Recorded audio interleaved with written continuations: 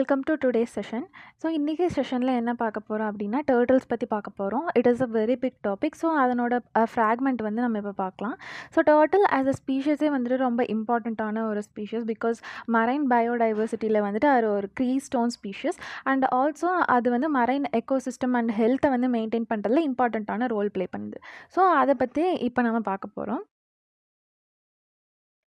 So நான் முன்னாடியே சொன்ன மாதிரி டர்ட்டிலோட கன்சர்வேஷன் வந்துட்டு ரொம்பவே இம்பார்ட்டன்ட். பிகாஸ் வந்துட்டு அது மரைன் பயோடைவர்சிட்டியை சேஃப்கார்ட் பண்ணுறதுலையும் மரைன் எக்கோசிஸ்டமோட ஹெல்த்தை மெயின்டைன் பண்ணுறதுலையும் அது வந்து ஒரு கீ ரோலை வந்து ப்ளே பண்ணுது. ஸோ அதனால் டர்ட்டில்ஸோட கன்சர்வேஷன் வந்துட்டு ரொம்ப இம்பார்ட்டண்ட் அப்படின்னு சொல்கிறாங்க. வேர்ல்டில் வந்துட்டு சீ டர்ட்டிலோட ஸ்பீஷீஸ் வந்துட்டு 7 ரெகக்னைஸ் பண்ணி சொல்லியிருக்காங்க இப்போ இருக்கிறது. அது என்னென்னா green sea turtle, hawksbill sea turtle, loggerhead sea turtle, olive ridley sea turtle, Kemp's ridley sea turtle, leatherback sea turtle and flatback sea turtle. So இந்த 7 ஸ்பீஷஸில் அவுட் ஆஃப் 7 5 வந்துட்டு இந்தியன் வாட்டர்ஸில் வந்து நம்ம பார்க்கலாம். அது என்னென்னா leatherback turtle, hawksbill turtle, loggerhead turtle, green turtle and olive ridley turtle. இதெல்லாம் Indian வாட்டர்ஸில் பார்க்க முடியும். ஸோ இந்த இமேஜில் வந்துட்டு சைஸ் வைஸ் கம்பேரிஷன் பண்ணி கொடுத்துருக்காங்க. ஸோ இதில் நம்ம பார்க்கலாம் இருக்கிறதுலே பிக்கஸ்ட் சீ டர்ட்டில் அப்படின்னா leatherback sea turtle. ஸோ இப்போ சீ டர்ட்டில் கன்சர்வேஷன் ப்ராஜெக்ட் பற்றி பார்க்கலாம். ஸோ ஒவ்வொரு வின்டர்லேயுமே வந்துட்டு large segment of olive ridley டர்ட்டில்ஸோட பாப்புலேஷன் வந்துட்டு கோஸ்டல் வாட்டர்ஸ் ஆஃப் இந்தியாவுக்கு, அதுவும் எஸ்பெஷலாக ஈஸ்டர்ன் கோஸ்ட்டுக்கு வந்துட்டு மைக்ரேட் ஆகி வரும். எதுக்காக அப்படின்னா எக்ஸ் லே பண்ணுறதுக்காக வரும். ஸோ அதுக்காக இந்த ஆலிவ் ரிட்லி டர்ட்டில்ஸோட ஸ்பீஷஸ் அண்ட் பாப்புலேஷனை வந்துட்டு நம்ம ப்ரிசர்வ் பண்ணணும் அப்படின்றதுக்காக, அண்ட் ஆல்சோ அதர் மரைன் டர்ட்டில்ஸையும் நம்ம கன்சர்வ் பண்ணணுன்றதுக்காக ministry of environment and forest வந்துட்டு sea turtle conservation project 1999 of நவம்பரில் இனிஷியேட் பண்ணுறாங்க. அதுவும் டேராடூனில் இருக்கிற wild life institute of India வந்துட்டு இந்த ப்ராஜெக்டோட இம்ப்ளிமெண்டேஷன் ஏஜென்சியாக வந்து அப்பாயிண்ட் பண்ணுறாங்க.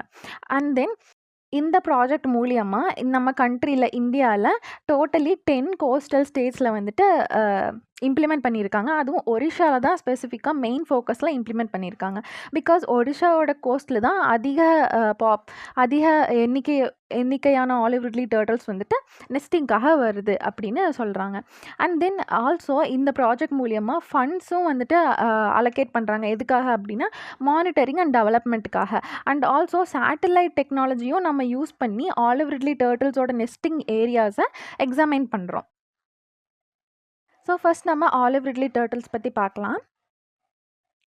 ஸோ ஆலிவ் ரிட்லி டர்ட்டில்ஸோட ஜென்ரல் இன்ஃபர்மேஷன் என்ன சொல்கிறாங்க அப்படின்னா, இது வந்து சீ டர்ட்டில்ஸ்லேயே ரொம்ப அபண்டண்ட்டாக இருக்கக்கூடிய ஒரு டர்ட்டில் ஸ்பீஷஸ் அப்படின்னு சொல்கிறாங்க. And also it is one of the smallest turtle species அப்படின்னு சொல்கிறாங்க. இது வந்துட்டு Pacific, Atlantic and Indian ocean, இந்த ஓஷன்ஸில் தான் மெயினாக ப்ரிவைல் ஆகும். அண்ட் ஆல்சோ இந்த மாதிரியான ஓஷன்ஸில் வார்ம் வாட்டர்ஸ் வந்துட்டு அதிகமாக இருக்க மாதிரி இருக்கும். அண்ட் இதனோட யூனிக் ஃபீச்சர் என்ன அப்படின்னா, நெஸ்டிங்காக, அதாவது எக்கு லே பண்ணுறதுக்காக நிறைய ஒரு mass population of olive ridley turtles வந்துட்டு இந்த கோஸ்டல் ரீஜன்ஸ், அதாவது பீச்சுக்கு வந்துட்டு ஹியூஜ் பாப்புலேஷன்ஸில் வரும். ஸோ இந்த மாதிரி வர்ற ஒரு ஃபினாமினா அவங்க அரிபடா அப்படின்னு நம்ம சொல்லுவோம். ஸோ இதனோட கன்சர்வேஷன் ஸ்டேட்டஸ் பற்றி பார்த்தோம்னா IUCN ரெட் லிஸ்ட்டில் இது வந்து வல்னரபிளாக லிஸ்ட் பண்ணியிருக்காங்க. அண்ட் சைட்ஸில் இது வந்து அப்பெண்டிக்ஸ் 1ல் லிஸ்ட் பண்ணியிருக்காங்க. And wild life protection act of India 1972 ஓடதில் ஷெட்யூல் 1ல் ப்ரொடெக்ட் பண்ணியிருக்காங்க.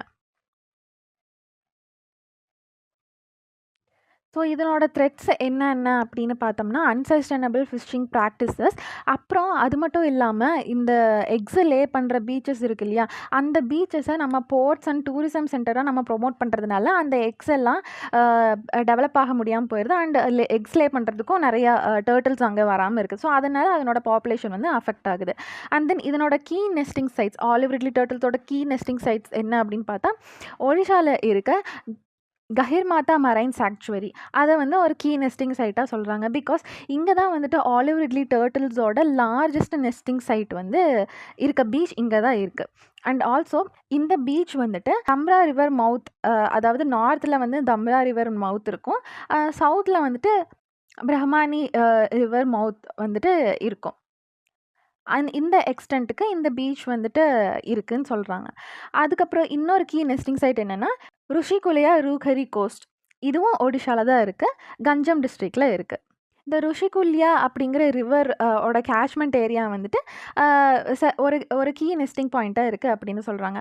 அடிஷ்னல் நோட்ஸாக என்ன பார்க்கலாம் அப்படின்னா, இங்கே நம்ம முன்னாடி பார்த்தா கஹிர் மாதா வைல்ட் லைஃப் சாங்சுரி, இதை தான் வந்துட்டு world's most important nesting site of olive ridley turtles தான் வந்துட்டு ரெகக்னைஸ் பண்ணியிருக்காங்க. அண்ட் இந்த சாங்சுவரியுமே வந்துட்டு it is a part of olive ridley டர்ட்டில்ஸோட கிரிட்டிக்கல் ஹேபிட்டட் அப்படின்னு சொல்கிறாங்க.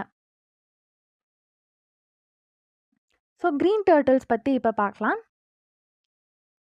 ஸோ க்ரீன் டர்ட்டில்ஸோட ஜென்ரல் இன்ஃபர்மேஷன் வந்து இப்போ பார்க்கலாம். ஸோ க்ரீன் டர்ட்டில் வந்து என்ன சொல்கிறாங்கன்னா, it is one of the largest sea turtles அப்படின்னு சொல்கிறாங்க. அண்ட் சீ டர்ட்டில் ஸ்பீஷஸ்லேயே இது மட்டும்தான் ஹெர்பிவோர் அப்படின்னு சொல்கிறாங்க. அதாவது வெறும் plants and plant based things மட்டும்தான் இது வந்து சாப்பிடும், கன்சம்ஷன் பண்ணும் அப்படின்னு சொல்கிறாங்க. இதனோட நேமிங்க்கு என்ன காரணம் அப்படின்னா, இதனோட கார்டிலேஜ், அதாவது மேலே இருக்க அந்த ஷெல் இருக்கு இல்லையா, கார்டிலேஜ், அந்த அதுக்கப்புறம் இங்கே ஃப்ளாப்ஸில் இருக்குது இந்த கார்டிலேஜும் இதனோட ஃபேட்டுமே க்ரீன் கலரில் இருக்கிறது இதுக்கு வந்து க்ரீன் டர்ட்டில்ஸ் அப்படின்னு பேர் கொடுத்துருக்காங்க.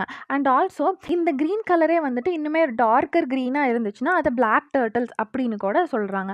இதனோட ஹேபிட்டட் அண்ட் டிஸ்ட்ரிபியூஷன் பார்த்தோம்னா ட்ராபிக்கல் அண்ட் சப்ட்ராபிக்கல் வாட்டர்ஸில் தான் இது மெயினாக ப்ரிவைல் ஆகும்னு சொல்கிறாங்க.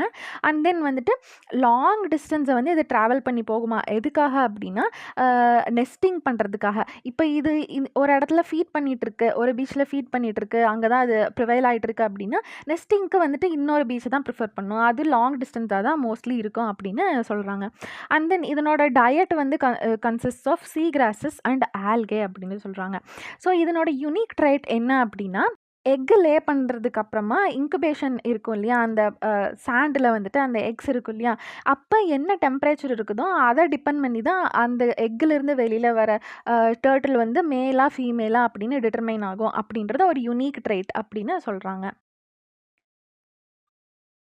ஸோ இதனோட கன்சர்வேஷன் ஸ்டேட்டஸ் என்ன அப்படின்னா, ஐயூசிஎன் ரெட் லிஸ்ட்டில் என்டேஜர்ட் அப்படின்னு கிளாஸிஃபை பண்ணியிருக்காங்க. அண்ட் ஆல்சோ சைட்ஸ்லேயும் அப்பெண்டிக்ஸ் 1ல் லிஸ்ட் பண்ணியிருக்காங்க.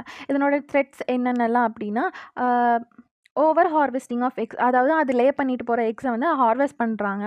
அதுக்கப்புறம் அடல்ட் டர்ட்டில்ஸே வந்துட்டு கில் பண்ணுறாங்க because of medicinal purpose and what not, நிறைய திங்ஸ்க்காக அதை வந்துட்டு கில் பண்ணுறாங்க. அண்ட் தென் ஃபிஷ்ஷிங் பண்ணுறப்பயே ஆக்சிடென்டலாக அது தெரியாமல் கேப்சர் ஆயிடுது. அதனால நிறைய டெத்ஸ் வந்துட்டு நடக்குது. அண்ட் ஆல்சோ அது எக்ஸை லே பண்ணுற பீச்சை வந்துட்டு நிறைய நம்ம கன்ஸ்ட்ரக்ஷன் ஆக்டிவிட்டீஸ் அந்த மாதிரி நிறைய யூஸ் பண்ணிக்கிறதுனால அந்த நெஸ்டிங் பீச்சஸே வந்துட்டு இல்லாமல் போயிடுது. அதனாலேயே வந்து பாப்புலேஷன் அஃபெக்ட் ஆகுது. அண்ட் இதனோட அடிஷ்னல் ரிப்போர்ட் என்ன அப்படின்னா, குளோபல் டெம்பரேச்சர் வந்து ரைஸ் ஆகிறதுனால இந்த க்ரீன் டர்ட்டில்ஸோட நெஸ்டிங் ரேஞ்ச் இருக்கு இல்லையா, அது மெடிட்டரேனியன் சீல வந்துட்டு ரைஸ் ஆகலாம், இன்க்ரீஸ் ஆகலாம் அப்படின்னு சொல்கிறாங்க. அடுத்து நம்ம லெதர்பேக் சீ டர்ட்டில் பற்றி பார்க்கலாம். ஸோ லெதர்பேக் சீ டர்ட்டிலோட ஜென்ரல் இன்ஃபர்மேஷன் என்ன சொல்கிறாங்க அப்படின்னா, it is the largest living sea turtle அப்படின்னு சொல்கிறாங்க. அண்ட் ஆல்மோஸ்ட் இது 900 கேஜிஸ்க்கு வந்துட்டு வெயிட்டாக இருக்கும் அப்படின்னு சொல்கிறாங்க. இதனோட யுனிக் ஃபீச்சர் என்ன அப்படின்னா, இந்த சீ டர்ட்டிலுக்கு மட்டும்தான் ஸ்கேல்ஸ் இருக்காது அண்ட் ஹார்ட் ஷெல் இருக்காது. மற்ற சீ டர்ட்டில்ஸ்க்கெலாம் நம்ம பார்த்துருந்தோம்னா ஹார்ட் ஷெல் இருக்கும் இல்லையா, அந்த மாதிரி ஹார்ட் ஷெல் வந்துட்டு இது லெதர்பேக் சீ டர்ட்டில்ஸ்க்கு இருக்காது, ஸ்கேல்ஸும் இருக்காது அப்படின்னு சொல்கிறாங்க. அண்ட் தென் அதுக்கு பதிலாக இதுக்கு வந்து ரப்பரி ஸ்கின் தான் இருக்கும் அப்படின்னு சொல்கிறாங்க.